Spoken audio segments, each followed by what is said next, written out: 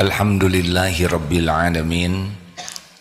Alhamdulillahilladzi anzala sakinah fi qulubil mu'minin liyazdadu imanan ma'a imanihim. Allahumma salli ala sayyidina Muhammad wa ala alihi wa ashabihi ajma'in. Allahumma inna nas'aluka ilman nafi'an. Allahumma aftah lana hikmataka ya Allah, wansur alaina rahmataka ya dzal jalali wal ikram. Allahumma a'inna ala dzikrik wa syukrik wa husni ibadatik. Wahai Allah yang maha menatap, berkahi majelis ini, jadikan pertemuan ini penggugur dosa-dosa kami, penguat iman kami, penambah amal soleh kami, pembersih hati kami. Jadikan majelis ini menjadi ladang keberkahan sisa umur kami. Taqabbal minna ya arhamar rahimin, innaka antas samiul alim. Amin ya rabbal alamin. Kita ulang dulu yang 160 supaya mengingat kembali apa yang dipelajari kemarin. Silakan Ustaz. Kajian Al-Hikam nomor 160. Bismillahirrahmanirrahim. Idza aradta ayyaftaha laka babar raja'i fashhad ma minhu ilaika, wa idza aradta ayyaftaha laka babal khaufi fashhad ma minka ilaihi. Apabila engkau ingin dibukakan oleh Allah pintu harapan, maka perhatikan kebesaran nikmat-nikmat dan rahmat Allah yang berlimpah-limpah kepadamu. Dan bila engkau ingin dibukakan bagimu pintu takut, maka perhatikan amal perbuatanmu terhadap Allah. Amalan yang paling disukai Allah adalah hati yang bertauhid. Semua nabi tugas utamanya adalah memperkenalkan Allah sehingga umat manusia mengenal Allah dan menuhankan hanya Allah. La ilaha illallah, tiada ilah selain Allah.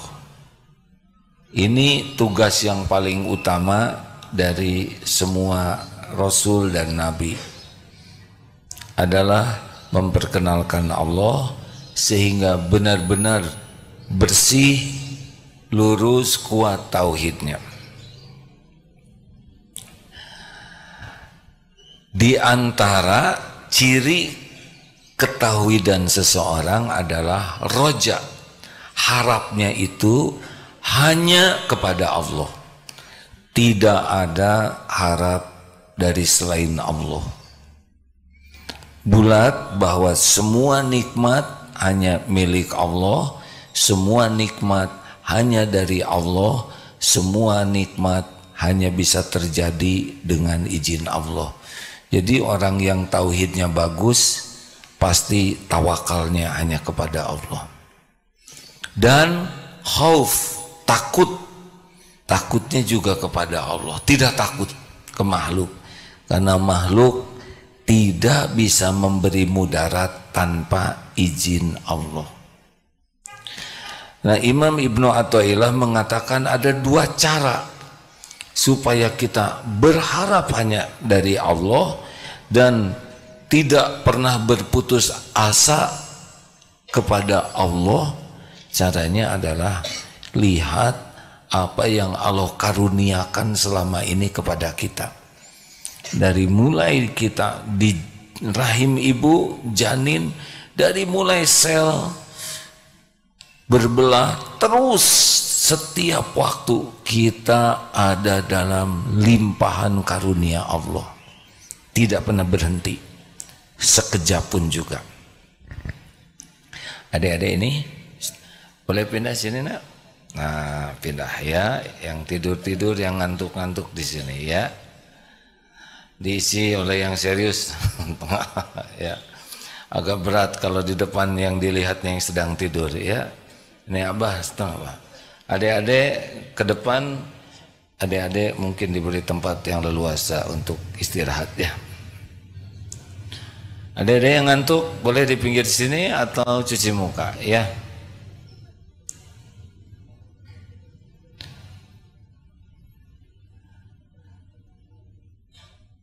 Ini kajiannya agak berat untuk adik-adik, jadi kemungkinannya tidak fokus. Dan kalau tidak fokus, pas di depan saya kelihatannya akan lebih baik yang fokus. Adik masih ngantuk? Kalau ngantuk bisa di sini ngantuknya. Pindah sini sayang. Kan? Hei.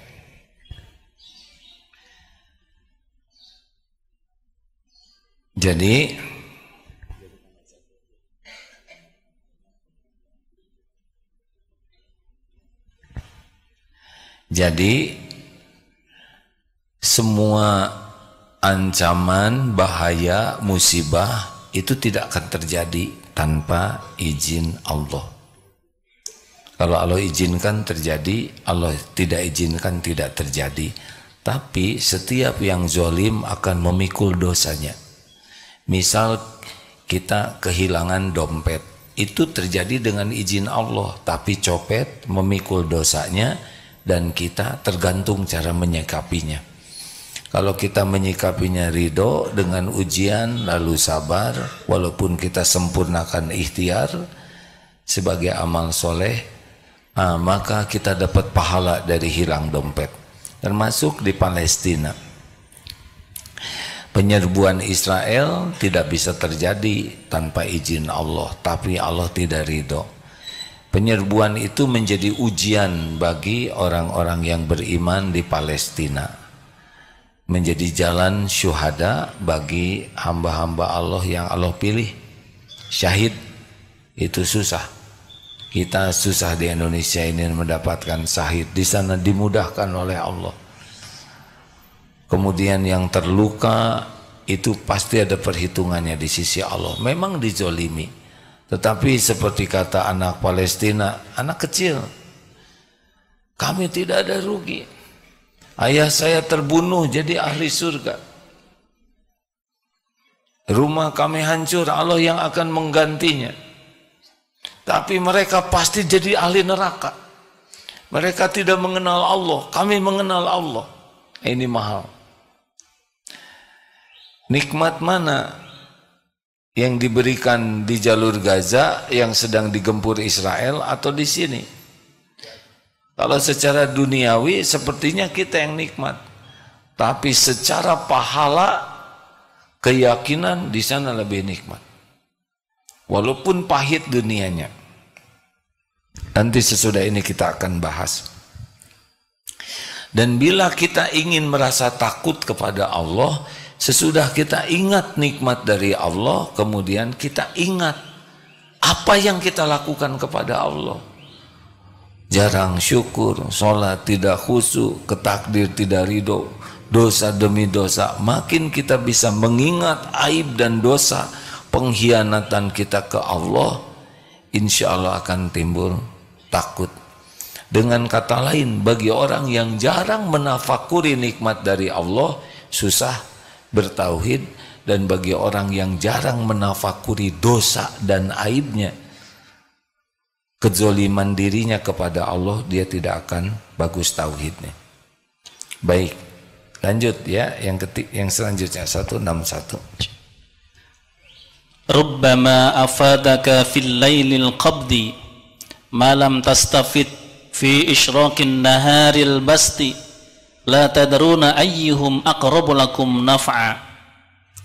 Mungkin engkau mendapatkan karunia ilmu ma'rifat pada saat gelapnya kesedihan, apa-apa yang tidak engkau dapatkan pada saat terang nikmat kesenangan. Kamu tidak mengetahui yang manakah yang lebih dekat bagimu manfaat keuntungannya.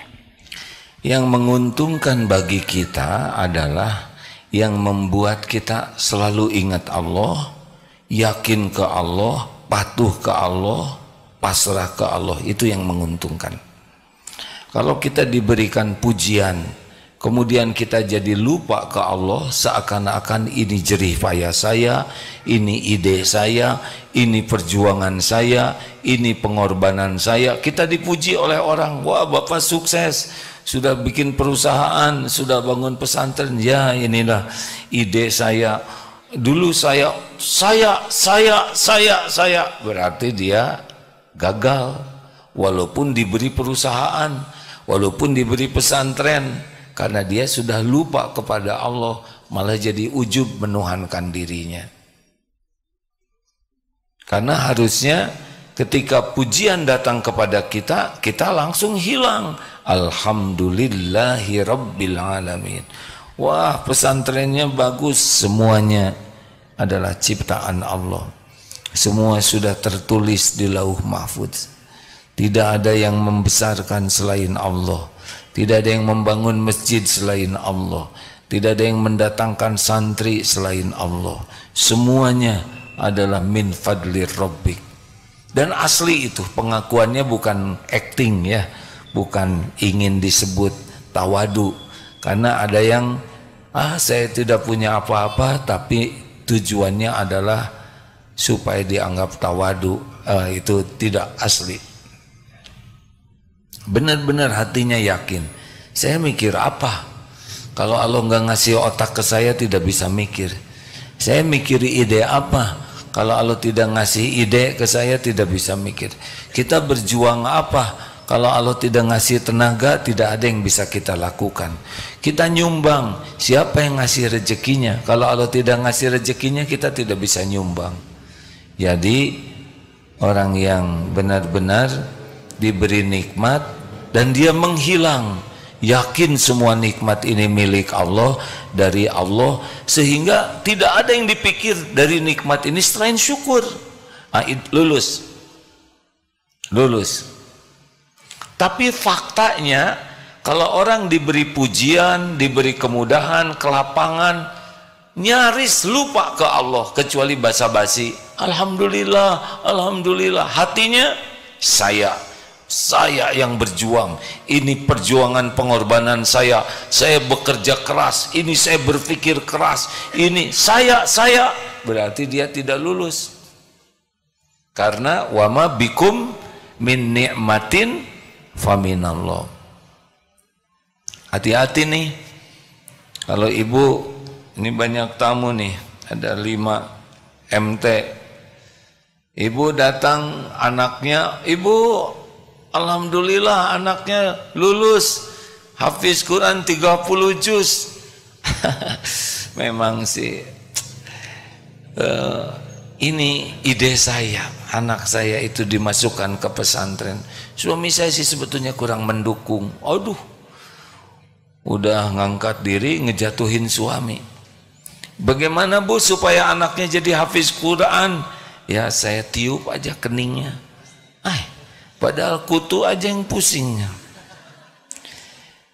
Langsung ngangkat diri, seakan-akan anak jadi hafiz itu adalah berkat doanya, berkat perjuangannya, berkat pengorbanannya. Salah, anak jadi hafiz itu karena maunya Allah. Ujian bagi ibu bapaknya yang jarang ngaji. Jadi jangan ngaku-ngaku. Hati-hati ya. Diberi nikmat itu lebih mudah lupa ke Allah. Nah sekarang di Palestina ini bom berjatuhan setiap waktu. Tidak ada yang disebut selain Allah. Karena tidak ada yang bisa melindungi. Negara-negara Arab sekitarnya tidak ada yang membela. Kecuali Hizbullah dari Libanon dan Iran. Selebihnya diam. Tidak banyak mungkin mengirim makanan dan obat-obatan, tapi bom berjatuhan. Pada saat seperti itu tidak ada yang terbayangkan bisa menyelamatkan kecuali hanya Allah. Itulah saat terbaik dalam hidup kita. Ketika kita merasa saya punya aset, saya punya tabungan, saya punya keahlian, saya punya relasi, saya punya warisan, banyak yang dijadikan sandaran. Nah, saat itulah saat yang buruk dalam hidup kita.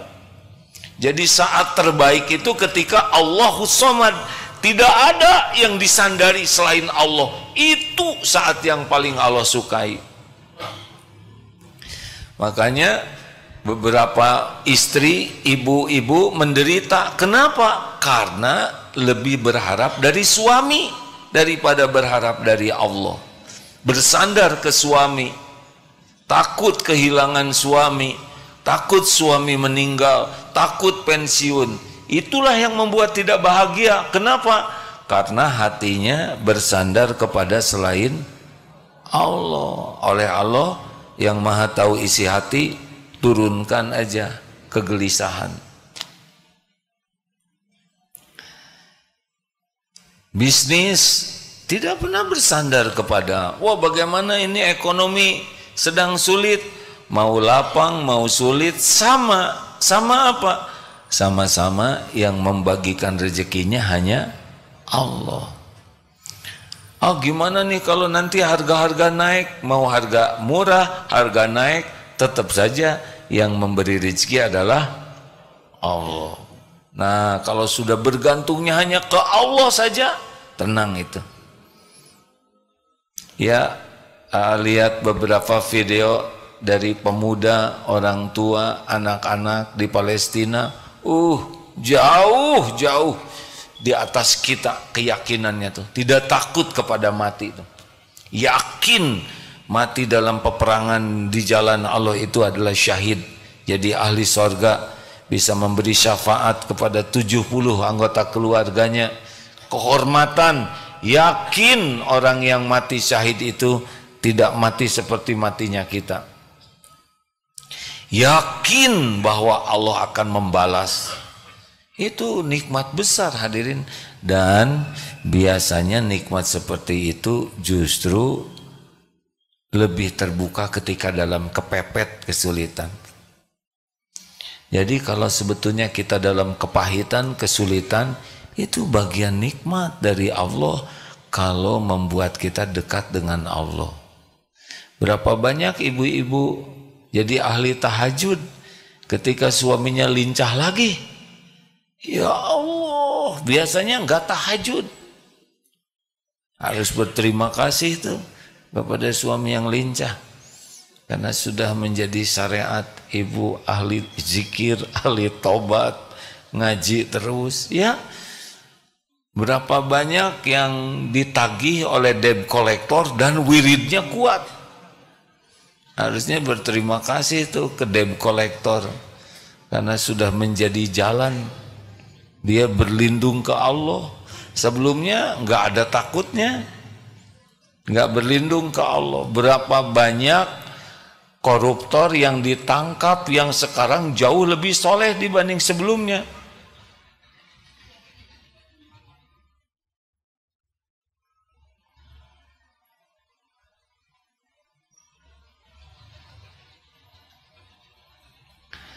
Di penjara jadi bagus sholatnya, jadi ngaji, itu nikmat itu. Dibanding jadi pejabat sebelum ditangkap, sholat belang betong, Jumatan tidak mau telat 2 kali, yaitu kalau ke masjidnya telat pulangnya duluan. Petantang petenteng, sombong, merasa dilayani, nyuruh seenaknya. Tapi ketika ditangkap, di penjara udah gak bisa sombong karena namanya juga narapidana. Di sana tidak bisa sembarangan, tidak bisa maksiat, tidak bisa berzina. Kalau toh di penjara jadi taat, itu nikmat yang lebih besar dibanding ketika jadi pejabat. Harusnya berterima kasih itu sama yang nangkepnya ya. Difitnah. Dengan difitnah, kita telepon ke sini tidak ada yang bela, telepon ke sana tidak ada yang bantu. Akhirnya kepada Allah, ya Allah, hasbunallah wa ni'mal wakil. Hanya Engkau satu-satunya. Itu saat terbaik dalam hidup kita. Ketika kita tidak bersandar kepada apapun, siapapun selain Allah. Jadi saat terbaik itu bukan ketika kita dipuji, dikagumi, diwisuda, diangkat-angkat, kemudian dapat jabatan, itu lebih mudah lupa ke Allah. Saat terbaik adalah ketika saat kita bertauhid, yakin kepada Allah dengan segala janji dan jaminannya. Apakah mungkin kita dipuji bisa bertauhid? Mungkin. Kalau ketika dipuji, yakin ini pujian adalah ujian.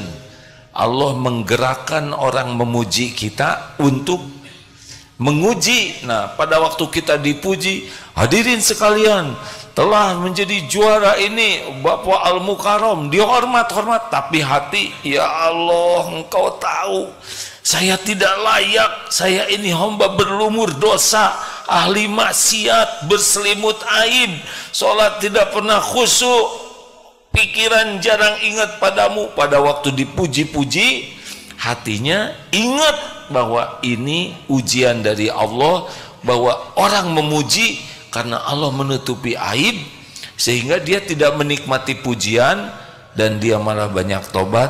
Itulah saat terbaik, ketika hilang diri kita, yang ada adalah karunia Allah semata.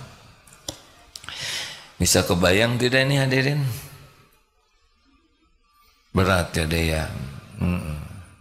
Nggak apa-apa kalau ada yang nggak ngerti juga deh. Ini bicaraan orang dewasa. Yang di depan saya ini celingak-celinguk, kita ngomong apa katanya. Ya ini jadi pelajaran juga.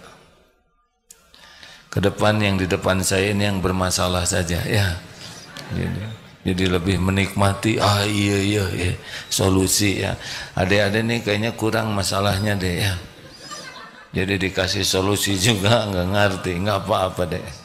Mudah-mudahan berkahnya ya. Ya karena kalau wajah-wajah masih muda gitu masalahnya masih sedikit. Tapi sudah mulai besar. Seperti yang SMA dengan kuliah beda masalahnya. Sudah kuliah lebih stres. Lulus kuliah lebih stres lagi. Karena belum dapat kerjaan. Udah gitu nikah, stres lagi. Kontrakan. Lalu punya anak, lebih stres lagi. Begitulah ya. Jadi nanti yang di sini nih wajah-wajah stres ya. Supaya mantap nanti. Kan nanti akan begini-begini. Gitu. Kalau anak-anak, nah ya teh kena kurang tekanannya ya. Tolong Ustadz Fahrudin jadikan SOP ya. Nanti di luar ditanya yang paling stres di sini. Baik, sekarang secara aplikasinya ya. Ini agak kebanyakan treble-nya nih. Kurangin treble-nya, maaf ya. Jadi Bapak Ibu yang baik, jangan menganggap remeh kepahitan, karena kepahitan itu boleh jadi nikmat yang lebih besar daripada kelapangan. Karena bahagianya seseorang itu bukan pada kelapangan, tapi bahagianya seseorang itu dari kedekatan dengan Allah. Sekarang mana yang paling membuat kita dekat dengan Allah, itulah nikmat terbesar. Ada kalanya lumpuh, ada kalanya dengan jadi buta, ada kalanya dengan bangkrut, ada kalanya dengan ditipu, ada kalanya dengan dipenjara. Pokoknya banyak kepahitan itu lebih memudahkan orang dekat ke Allah. Jadi artinya apa? Artinya kalau kita sedang diberi kelapangan, mudah, sehat, lancar, harus lebih waspada. Harus lebih waspada. Karena kelapangan ini lebih mudah kita melupakan Allah dan berarti tidak lulus. Usaha lancar, untung besar, tiap keperluan ada, tapi pada saat yang sama sholat telat, udah telat cepat, udah gitu jarang ingat Allah, malah ingat yang lain-lain di waktu sholatnya. Tidak mau sholat sunnah karena ada urusan itu. Padahal rezeki makin banyak, anak dipuji di sana, masuk ke perguruan tinggi yang disukai, terus semua dunia tuh diwawai, dunia ini mudah, suaminya dipromosikan karirnya bagus, ibu ke salon aja langsung bisa didempul dan di operasi plastik ya, lancar, operasi plastiknya tidak gagal. Semua dimudahkan urusan dunia, tapi saat yang sama ke Allah tidak ingat, tahajud tidak ingat, baca Quran jarang, kemudian zikir jarang, doa juga jarang. Ketika ditanya kenapa jarang doa, habis semuanya udah ada, mau minta apa lagi? Aduh, padahal minta syukur, minta ampun ke Allah, rezekinya belum dipakai benar. Hati-hati, hati-hati. Yang dipuji, yang dikagumi, yang lancar, yang banyak subscribernya, yang badannya sehat terus, yang urusannya lungsur langsar, tapi tidak nambah syukur ke Allah, berarti itu kena musibah. Sebaliknya, yang difitnah, yang sakit, yang ketipu, yang PHK, yang disakitin pendamping hidupnya, atau kejadian pahit apapun, tapi membuat dekat dengan Allah, itu nikmat yang sangat besar. Jadi mari kita lihat paradigma nikmat besar itu jangan dari pandangan duniawi, tapi jadi dekat dengan Allah atau tidak. Masih ingat kisah yang ada yang nanya itu, saya ini padahal sholat saya masih belang betong katanya, tapi bisnis saya lancar, proyek-proyek saya bagus semua, mobil bagus, badan saya nggak sakit-sakit, keluarga saya juga lancar, padahal saya jarang sholat, Jumatan juga langka, zakat juga nggak saya, padahal saya juga suka maksiat. Misal ada yang berkata begitu, tapi saya tidak kena musibah, tidak ada yang memfitnah. Justru musibahnya itu, musibahnya dimudahkan dunia, tapi terhalang untuk dekat dengan Allah. Tidak pernah ke masjid, tidak bisa tahajud, tidak saum, tidak baca Quran. Itu musibahnya. Ditutup jalan untuk bisa mendekat ke Allah. Baik, begitu. Ada pertanyaan?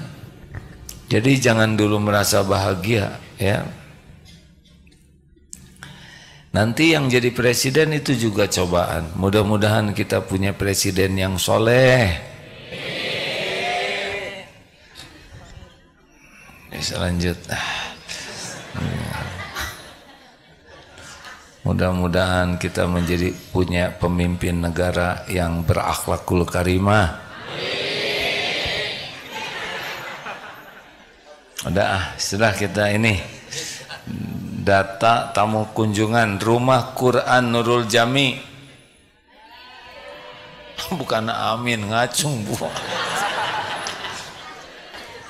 MT Miftahul Jannah. Udah, jangan nyebut-nyebut itu. MT Az-Zahrah mana? Di atas, alhamdulillah. Iya bu. SMP Alam Karawang. Ini udah SMP, belum banyak masalahnya, pantesan udah gitu hidupnya di alam ya Pak ya. Di daerah hutan mana adik-adik? Di Karawangnya di hutan. MT Afsus Salam mana? Cuma satu? Rakang, alhamdulillah. Terima kasih ya, banyak tamu ini, Masya Allah. Pesantren Putra Putri, pesantren Kuadran, benar ini namanya gini? Dan Fahim Quran Bogor.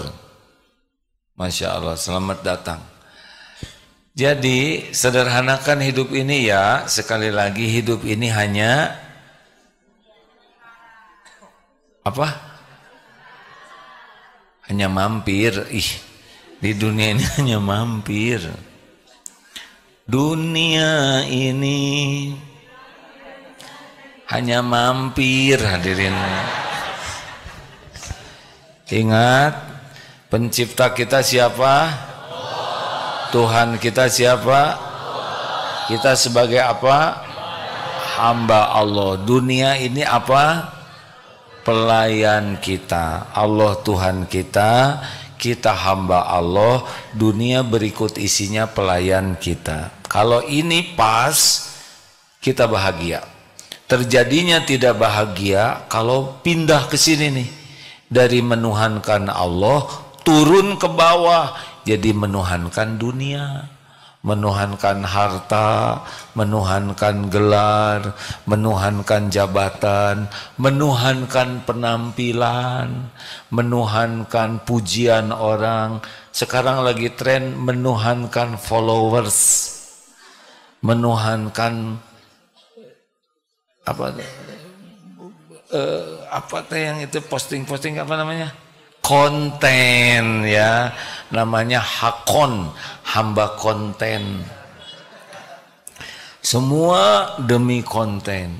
Ada yang menuhankan syahwat, menuhankan amarah, itu di bawah di sini, makanya tidak akan bahagia dan tidak akan mulia serta tidak selamat. Yang benar itu dunia berikut isinya pelayan kita. Ini seperti kursi ini pelayan saya ya, pakaian, mikrofon ini melayani saya dalam mengabdi kepada Allah. Tapi bukan kita pelayan dunia. Nah, banyak orang yang hidupnya diperbudak harta. Apa cirinya? Sebetulnya ini buat ceramah nanti malam ini. Mau tidak disebut hamba dunia? Mau tidak? Hamba dunia mau, budak dunia mau, dasar anak-anak SMP tengarti mau katanya. Kurang dewasa deh. Mau disebut ini hamba dunia, diperbudak dunia, mau tidak? Berarti kita sepakat bahwa hamba dunia tuh jelek. Nih beberapa ciri-cirinya, Bu, Ibu. Khusyuan mana ibu-ibu? Sholat atau dandan? Nah, ciri itu. Kalau hamba Allah khusyuan sholat. Kalau hamba penampilan khusyuan gitu, ya kan? Sholat semenit selesai, dandan sejam Bu, 2 jam ibu. Banyakan mana baca Al-Quran atau baca berita dan medsos? Nah, udah jelas hamba siapa ya enggak? Bukan tidak boleh baca yang lain-lain, tapi mana yang lebih dominan? Banyakan mana uang buat sedekah atau untuk belanja keperluan dan kesenangan diri?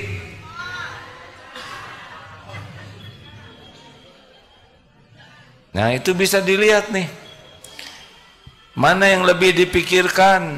Ingin dipuji Allah atau dipuji manusia?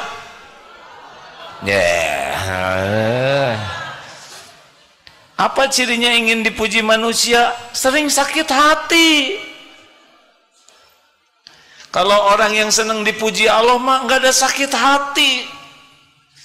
Makin sering luka, makin sering tertekan, makin sering perih, itu pasti ngarap-ngarap dari selain Allah.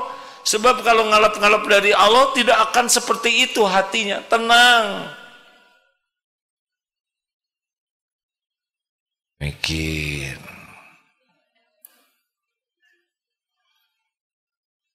Orang yang sibuk ingin dipuji Allah tidak berarti meremehkan bersikap ke dunia, tapi mayoritasnya ke Allah hatinya. Coba ibu pikirkan, ibu bahagia mana? Ingat suami atau ingat Allah? Jawab. Ingat suami jadi bahagia atau jadi mual, Bu?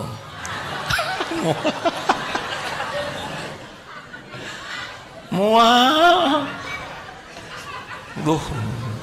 Ibu jangan memuntahkan kedendaman di sini ya, biasa aja nyebut mualnya. Karena nada itu mencerminkan penjiwaan.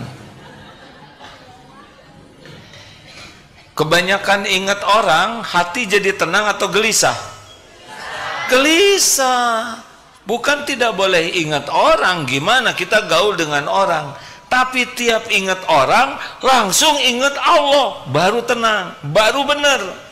Kalau ingat orang terus-terusan, nggak pernah bahagia hidup ini. Betul, Bu?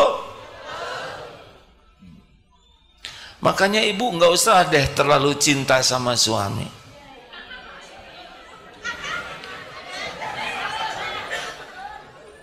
Ngelawan. Ini nasihat benar, Bu. Saya tidak mengatakan tidak boleh cinta, bukan. Jangan terlalu cinta. Cinta yang nggak ada masalah. Tapi kalau sudah terlalu, itu sudah akan menuhankan suami. Jangan terlalu cinta ke suami, karena suami ibu belum tentu. Kenapa ini? Ada masalah nih pengajian-pengajian ini ya? Seperti yang memuntahkan jiwa tertekan. Karena suami ibu itu belum tentu, bukan belum tentu benar. Suami ibu mah boro-boro ngebahagiain istrinya, ngebahagiain diri sendiri aja susah. Benar, Pak? Ini wajah-wajah menunduk begini, wajah-wajah tertekan. Bapak ingat istri bagaimana? Aduh, itu dia, makanya saya itikaf juga, begitu kan? Ternyata itikaf lebih tenang daripada di rumah, karena di masjid lebih ingat Allah, di rumah ingat cicilan. Bukan tidak boleh mikir makhluk, tapi jangan kelamaan, harus langsung ingat Allah. Ingat anak, ingat Allah. Anak saya belum sholat, ingat Allah. Allah yang bisa memberikan taufik anak bisa sholat. Kenapa ya anak saya belum mau sholat? Ini ujian dari Allah. Jangan-jangan karena ibu bapaknya jarang tobat. Wa ma asobakum min musibatin fabima kasabat aidikum. Musibah apapun yang ada padamu diundang oleh tanganmu sendiri, dosamu. Astagfirullah ya Allah. Ya Allah, saya ngaku saya belum jadi orang tua yang benar, saya belum jadi contoh yang baik, saya sholatnya juga jarang khusyuk, saya ngajinya juga tidak ngerti, mulut saya sering marah-marah. Astagfirullah. Gara-gara lihat anak belum baik, langsung ingat Allah. Allah yang membulak-balik hati anak, supaya dibulak-balik hati anak. Allah tahu kelakuan kita sebagai orang tuanya, kita banyak dosa, nggak pantas dititipin anak soleh. Akibatnya kita tobat. Gara-gara ingat anak yang belum baik akhlaknya, ibu bapak bisa tobat karena ingat ke Allah. Kalau nggak ingat Allah, jengkel, marah-marah. Benar, Bu? Karena banyak ibu-ibu nih, ingat suami harus langsung ingat. Gimana coba caranya, sebutin. Kalau ibu lihat wajah suami langsung ingat. Yang benar. Gimana caranya? Iya, pas lihat wajah, ya Allah. Nyebut itu penghinaan. Dulu mah misal ibu bangun, suami lagi tidur ngorok, ibu teh jangan kieu pisan, apalagi sudah nonton drakor sebelumnya, drama Korea ganteng-ganteng karena pakai wajah plastik ya. Lihat suami, ya Allah, ini ciptaanmu. Gak boleh, kok gagal? Gak boleh, udah sempurna itu. Petot-petot juga halal. Ini yang menjadi jalan rezeki darimu untuk saya. Dulu waktu nikah mah si bapak teh gagah, sekarang gigi tinggal 2. Ya Allah, saya marido, titip ampuni dosanya, kesalahannya. Gitu, ingat Allah. Dan kalau jengkel udah pasti menjengkelkan. Tinggal doa yang baik, dah halal ini tuh.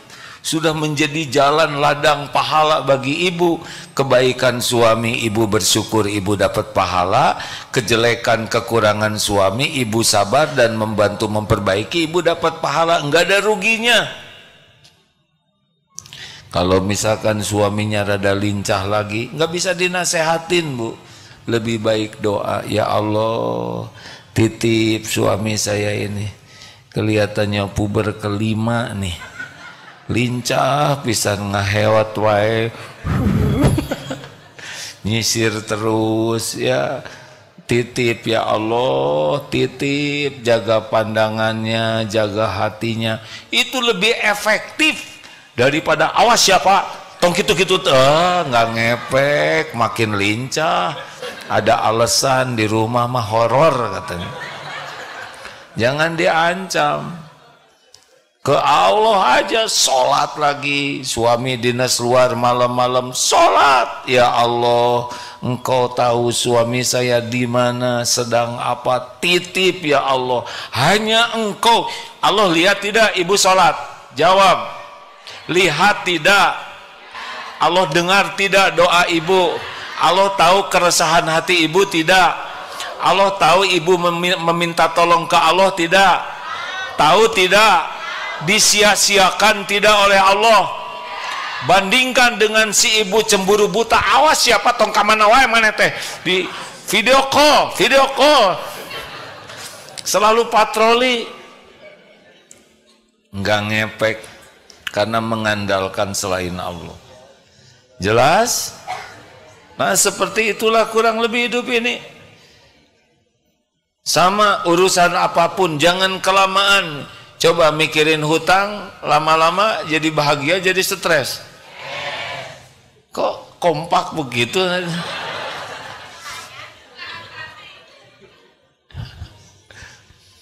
Bisa sering kesini nih ibu-ibu. Lega katanya di sini. Tekanan selama ini bisa keluar. Apa katanya?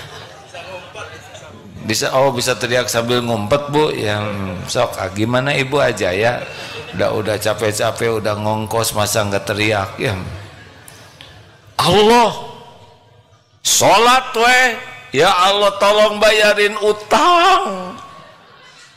Ada doa-doa yang dicontohkan agar hutang kita dilunasi. Tapi kalau belum apal doanya, ya Allah, hanya Engkau pemilik langit dan bumi. Ampun, saya berhutang bukan karena apa-apa, saya berhutang karena putu ya Allah. Kontrakan habis, buat belanja nggak ada. Wahai yang maha kaya, pemilik langit dan bumi, yang maha baik, yang maha mendengar, yang tidak pernah mengecewakan, tolong bayarkan hutang ya Allah. Bilang aja gitu, tapi harus bulat hatinya. Karena Allah tidak mengijabah doa yang hatinya lalai. Harus bulat, hanya Allah yang bisa bayarkan. Enggak mungkin disia-siakan, enggak mungkin. Enggak mungkin, orang yang tawakal itu dijamin kok oleh Allah. Masalahnya selama ini kita enggak berharap ke Allah dan tidak bulat keyakinan kita, hanya Allah yang bisa bayarkan. Kalau Allah mau bayar, dari mana aja. Dari mana aja. Tidak harus terpikirkan oleh kita. Ya ada kejadian. Seseorang punya hutang, usaha. Minta hanya ke Allah, gak bicara ke siapa-siapa. Allah yang maha tahu segala keadaan. Tinggal ngebulak-balik hati orang yang punya uang. Dan tiba-tiba ingin membayarkan. Siapa yang menggerakkannya? Terus uangnya kok ada? Allah sudah siapkan. Makanya bulatnya hati ke Allah itu amalan yang paling utama. Jangan bercabang, jangan ada celah. Allah pemilik segala-galanya, penguasa segala-galanya, penentu segala-galanya, yang maha baik, maha tahu, maha bijaksana, maha pengasih, maha penyayang, tidak pernah mengecewakan. Orang yang ingkar saja oleh Allah diurus, apalagi orang yang benar-benar yakin kepadanya. Inilah rezeki termahal, terbesar dalam hidup. Dan itu biasanya datang kalau kita dalam kesempitan. Kecuali orang yang diberi nikmat, sangat syukur, dapat juga nikmat itu. Demikian, ada pertanyaan silahkan. Halo? Mari.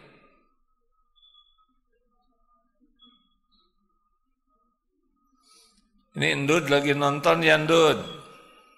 Ndud ini sahabat saya yang oleh Allah ditakdirkan lumpuh. Adik kakaknya bernama Teh Isoh. Kalau nggak salah 46 tahun sudah lumpuh, berbaring duanya. Ibunya meninggal, bapaknya meninggal. Tapi tetap saja rezekinya datang sendiri. Datang itu ke kamar. Tidak bisa wudhu, ada yang membantu wudhu. Tidak bisa ke mana-mana, ada yang ngegotong. Sakit, ada dokternya. Rezeki datang sendiri. Dulu ada Mas Punto, saya ingat di lantai 4 ya, kan? Di lantai 4 tunanetra, kakinya lumpuh. Ini ganda nih, mata nggak lihat, kaki lumpuh. Gimana rezekinya?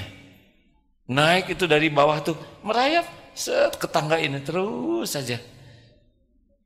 Mendekat ke kamarnya, masuk tuh rezekinya tuh, piring, sendok, gelas, masuk. Ada aja di depannya, dibawa oleh santri maksudnya. Bukan merayap sendiri, hadirin, ada yang bawa. Allah gerakan.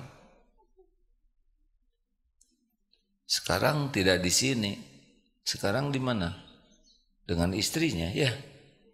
Di Buah Batu. Oh, Allah gerakan, ada muslimah yang mau jadi istrinya. Begitulah. Ya, semuanya ada yang ngatur.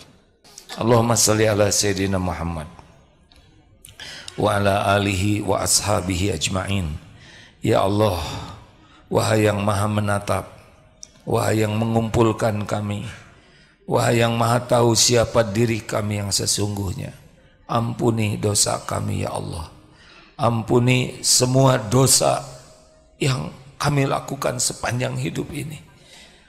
Allahumma inna nas'aluka taubatan nasuha wa taubatan qoblal maut wa rahmatan indal maut wa magfiratan ba'dal maut. Allahumma hawin alaina fi sakaratil maut. Allahumma inna nas'aluka husnal khatimah wa na'udzubika min su'il khatimah. Allahumma ighfir lana wali walidina warhamhum kama rabbawna sigara. Ya Allah, ampuni semua akhlak buruk kami kepada orang tua. Ampuni dan sayangi orang tua kami ya Allah. Berkahi sisa usianya, karuniakan husnul khatimah, lapangkan kubur, ringankan hisab, jadikan ibu bapak kami ahli surga. Golongkan kami jadi anak yang tahu bakti, tahu balas budi. Allahumma ighfir lil mu'minina wal mu'minat wal muslimina wal muslimat al ahya'i minhum wal amwat. Ya Allah, ampuni guru-guru kami, para ulama yang menjadi jalan hidayah-Mu kepada kami. Muliakan keluarga dan keturunannya. Ampuni hamba-hamba-Mu yang berbuat baik kepada kami, yang terang-terangan, yang sembunyi-sembunyi. Engkau maha tahu, golongkan kami menjadi hamba yang tahu balas budi. Ampuni ya Allah hamba-hamba-Mu yang pernah kami zolimi, sengaja, tidak sengaja. Lindungi kami dari perbuatan zolim dan lapangkan hati saudara kami memaafkan kami. Ampuni dan sayangi orang-orang yang pernah menyakiti kami ya Allah. cegahlah dari perbuatan zalim terhadap siapapun. Allahumma a'izzal Islam wal muslimin, Allahumma ansur ikhwanana mujahidin fi Palestina. Tolonglah ya Allah saudara-saudara kami di Palestina. Engkau menyaksikan segalanya, Engkau mengetahui segalanya. Ya Allah, kami mohon teguhkan keyakinan iman sahabat saudara-saudara kami. Berikan ketenangan dalam segala keadaan ya Allah. Lindungi ya Allah dari kejahatan kaum zalimin. Jadikan setiap yang wafat Engkau jamu ya Allah, jadi syuhada di surgamu. Jadikan yang terluka Engkau kuatkan, Engkau sembuhkan, Engkau muliakan. Ya Allah, jangan biarkan kaum zalimin berjaya ya Allah. Semuanya ada dalam genggaman-Mu. Hasbunallah wa ni'mal wakil, ni'mal maula wa ni'man nasir. Persatukan kaum muslimin muslimat ya Allah. Ampuni kami belum bisa berbuat banyak ya Allah. Berikan kemampuan bagi kami berbuat sesuatu selain dengan doa ini. Namun ijabah doa kami ya Allah. Mampukan kami berbuat sesuatu untuk membebaskan Masjidil Aqsa dari kaum Yahudi ya Allah. Hanya Engkau yang maha kuasa menolong. Hasbunallah wa ni'mal wakil, ni'mal maula wa ni'man nasir. La ilaha illa anta subhanaka inna kunna minaz zalimin. Rabbana atina min ladunka rahmah wa hayyi lana min amrina rasyada. Ya Allah, jadikan jamaah hadir ini, para tamu ini Engkau muliakan dengan ilmu yang manfaat, amal yang Engkau terima. Karuniakan iman yang teguh ya Allah, lahir batin sehat walafiat, rezeki yang halal barokah. Undang ke Baitullah ya Allah, sempurnakan menjadi haji hajah mabrur mabrurah. Istiqomahkan dalam iman Islam, dalam amal soleh ya Arhamar Rahimin. Jadikan akhir hayat kami semua husnul khatimah, wa na'udzubika min su'il khatimah. Rabbana atina fid dunya hasanah wa fil akhirati hasanah wa qina azaban nar. Subhana rabbika rabbil izzati amma yasifun, wa salamun alal mursalin walhamdulillahi rabbil alamin. Pesan khususnya ke tamu yang mungkin nanti tidak ketemu lagi ke sini. Kalau pilpres nanti jangan sampai busuk hati karena pilpres ini ya.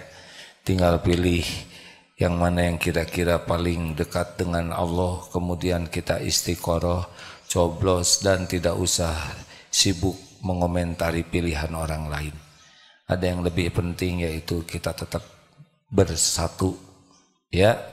Jangan busuk hati karena pilpres. Walaupun kita punya pilihan, orang lain juga punya hak memilih yang berbeda dengan kita. Mudah-mudahan Allah mengaruniakan kepada kita pemimpin yang adil. Assalamualaikum warahmatullahi wabarakatuh.